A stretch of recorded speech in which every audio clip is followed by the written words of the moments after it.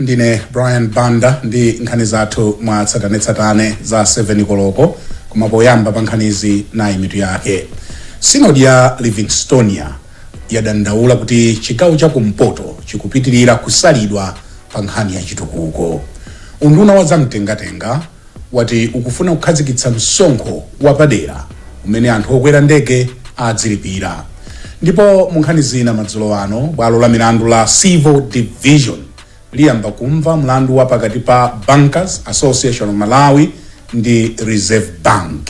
Tindi nkhani zimenezi kuphatikizanso zina kotero kuti ngati mungathe tikhale limodzi madzulo ano. Ndipo nazi nkhanizi bwino lomwe. Unduna wa zaumoyo wayamba kupereka katemera wa kolera m'maboma a Chitipa, Karonga, Balaka ndi Machinga. Ntchitoyi yayamba pa 13 January ndipo itha pa 19 January. Asanowa ndi ena mwa maboma omwe anakhudzidwa kwambiri ndi matendawa. Tindi zambiri pa nkhani imeneyi mu ripoti la Patience Lunda. Mawu ake ofalitsa nkhani ku nduna wa zaumoyo a Adrian Chikumbe anati akugawa katemera okwana 720,185 m'madera amene kukupezeka kwambiri matenda a kolera osati boma lonse lathunthu popeza katemerayu ndi ochepa. Achikumbe anonjezera kuti akupereka katemerayu kuyambira ana a chaka chimodzi kupita mtsogolo ndipo alandira katemerayu kuchokera ku bungwe loona zaumoyo pa dziko lapansi la World Health Organization. Izizi ndi zofunika kwambiri zimathandizira kuti kolera imene yabuka kale mdera ithe mwachangu. Katswiri ona za matenda a Adamson Mula anati mliri wa kolera ukupitirira kukhala vuto mdziko muno chifukwa choti anthu akumwa madzi opanda ukhondo amene amakhala osakanikirana ndi chimbozi.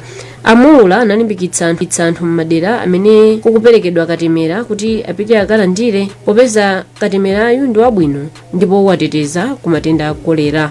Nkhani imene ya kolera yatimamatira yatipapanikiza mdziko muno chaka ndi chaka chifukwa chonena kuti anthu akulephera kupeza madzi oyenera, madzi amene sanasanganizike ndi chimbudzi. Ndipo mkulu wa bungwe la Malawi Health Equity Network Mayhen a George Jobe anati katemera wa kolera ndi othandiza popeza wauthandizapo kuchepesa mliriwu m'madera ena amene amavutika nawo monga ku nyanja ya Chilwa yomwe ili kuzomba. Kuchoka pa 8 September chaka chatha anthu okwana 267 amene anapezeka ndi kolera, 12 anamwalira m'maboma asanu a mdziko muno. Church and Society mu sinodi ya Livingstonia yati chigawo cha kumpoto chikupitirira kusala pa chitukuko. Pa mfundoyi nthambi yalangiza boma kuti ligwire ntchito za chitukuko mosayang'anira zigawo. Mkulu wa nthambi Mbusa McBowman Mulaga wanena izi pa msonkhano umene unduna wa zachuma unakonza mu mzinda wa Mzuzu. Akuluakulu ku undunawu akumva maganizo a anthu pa zomwe akufuna kuti zikhale mu ndondomeko ya chaka chino. Kuchokera mu mzinda wa Mzuzu nayo Sam Kalimira ndi ripoti. Pa za misonkho a Mulaya anati pakufunikana kutsitsa misonkho kwa anthu omwe amachita mabizinesi ang'onoang'ono komanso kutsitsa VAT ndi 10% kapena kutsikiranso yapo. Iwo anena kuti ndalama za misonkho zokhudza anthu omwe amagula katundu zomwe amachotsera akuti zikwere kufika pa 20,000 kwacha osati pano pomwe zili pa 150,000. Mawu ake wachiwiri kwa chancellor wa sukulu ya Mzuzu Wells Singeni ati nthawi yakwana kuyenera kuti ophunzira azikhala ochuluka opita ku sukulu za ukachenjede. Iwo anena kuti nthawi zambiri ana pafupi 20,000 amakhala kuti ali nzowayenereza ndipo akhoza kusankhidwa kupita ku sukulu za ukachenjede pomwe sukuluzi zimangotengana 8,000. Iwo anena kuti zanyanyaso zonena kuti sukuluzi zingodalira boma ndipo anena kuti izi zikunkana machuluka ngakhale nthambi zina zamaphunziro koma za boma.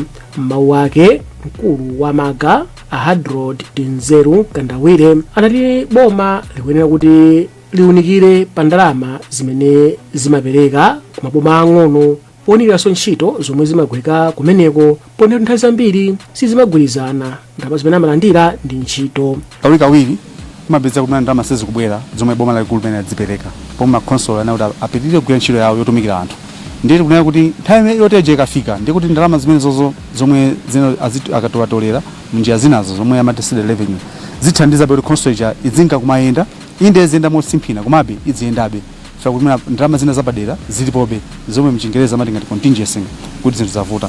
Mawu ake nduna za chuma a Simplicity Tholabanda anati chuma cha dziko lino chakhala chokumana nzokhoma kamba ka ngozi zogwa mwadzidzidzi ndi zina. Koma Tholabanda anena kuti ngakhale zili choncho tsogolo la dziko lino pa chuma likuonekabe kuti lili bwino ndiponso ngofunira Malawi alimbikire kumapanga katundu ochuluka kuti wina adzigwiritsidwa kunja kwa dziko lino.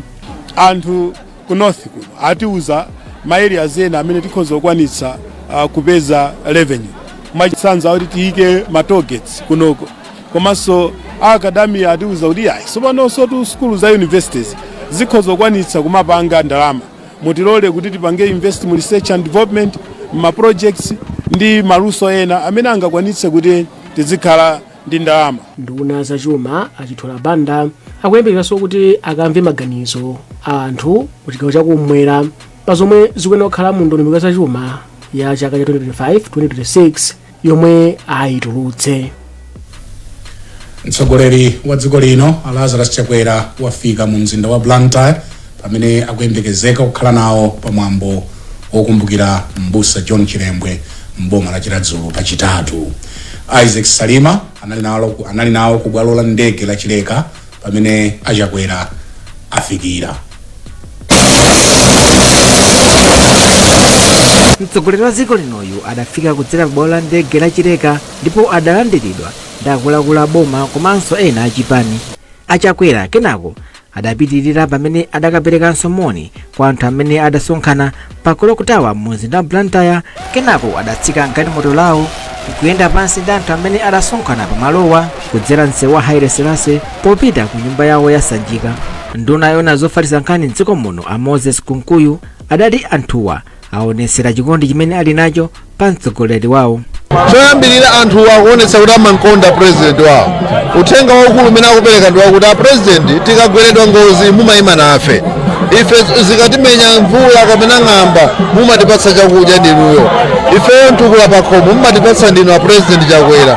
A president zikativuta mumakhala nafe ndinuyo chifukwa chimutipangira ndinuyo. Tikudziwa mavuto alipo. Tikudziwa njala pena sinatheretu.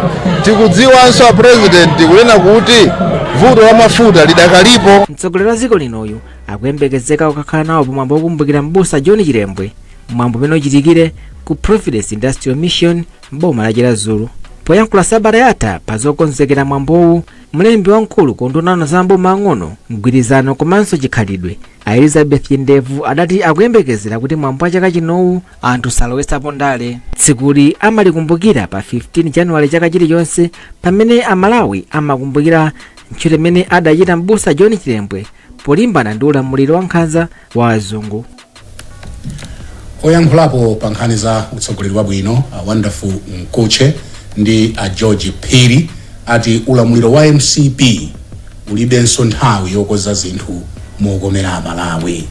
Awiriwa agwirizananso ndi zimene gulu la atsogoleri azipembedzo la Public Affairs Committee PAC lanena kuti ulamuliro wa chipani cha Congress walephera kutumikira Amalawi. Daniel Zimba ali ndi zambiri. Posachedwa apa bungwe la Public Affairs Committee lidauza mtsogoleri wa dziko lino Lazarus Chakwera kuti boma lawo lalephera kutumikira Malawi monga mwa malonjezo awo. Ndipo poyankhulapo Amkhuche ati pakadali pano palibenso nthawi yakuti bomali likonze zofowoka zake koma zomwe lidanena bungwe la PAC ndi zoona. Ine ndigwirizane kotheratu ndi apa ponena kuti dziko lino silikuyenda ngati momwe timayembekezera kuti likhalire. Chinthu choyambirira ndi zachiwawa zomwe tinaziona chaka chatha. Apolisi palibe chilichonse chomwe anachita zomwe zikuonesa kuti aboma akulekelera komanso tikafika ku nkhani ya chuma izi wina aliyense akudziwa kuti dziko lino sili kuyenda bwino. Koma kumbali yake winanso yemwe amayankhulapo pa nkhani za ndale ndi utsogoleri a George Phiri akugwirizana ndi zomwe anena Amkhuche. Iwo ati kwatsalaku Amalawi ndiwo adzaweruze kudzera pa chisankho cha mtsogoleri wa dziko aphungu ndi makhansala chomwe chichitike mwezi wa Septemba chaka chino.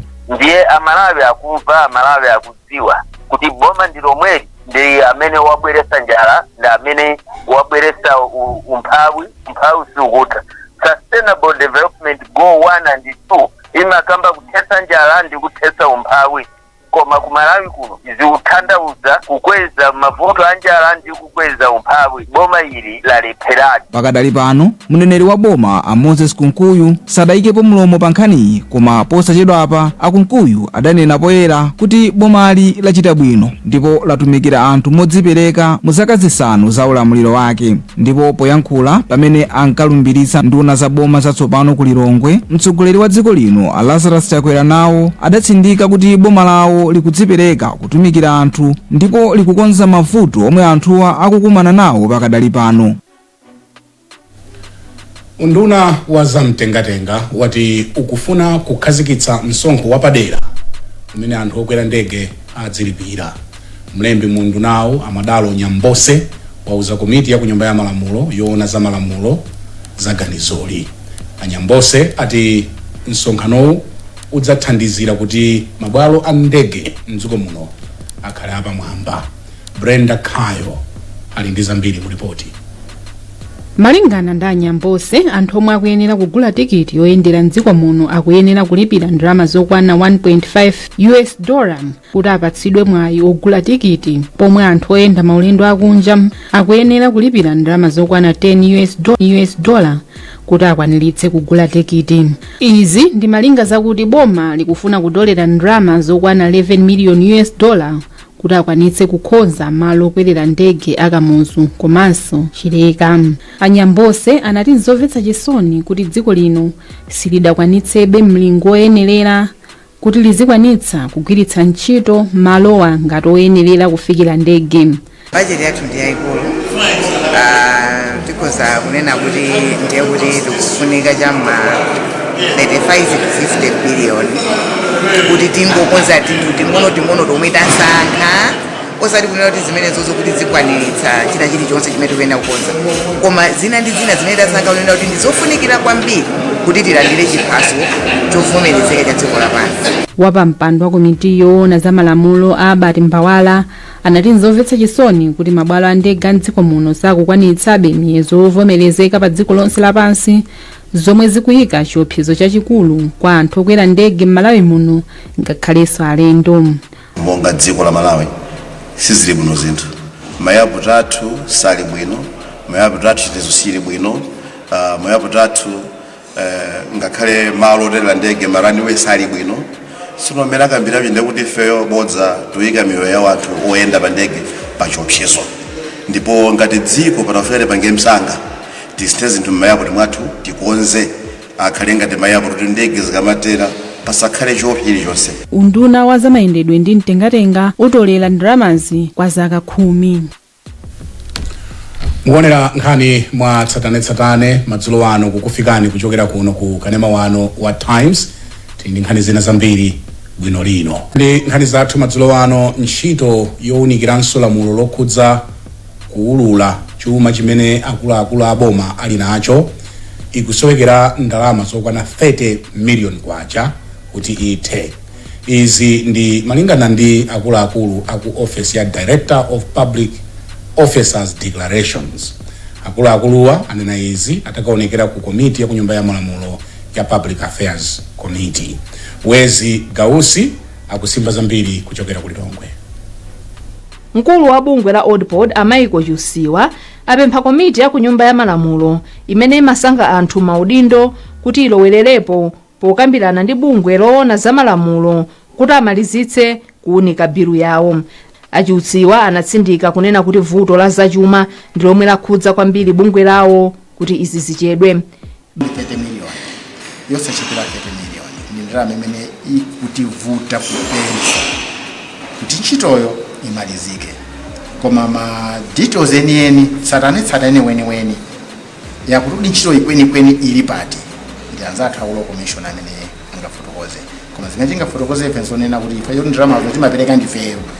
Ndalamazo ndi ndalama zimene boma limatipasa mwezi ndi mwezi, imene pa English imati ORT, ndi zimene tikugulira ntchitoyi.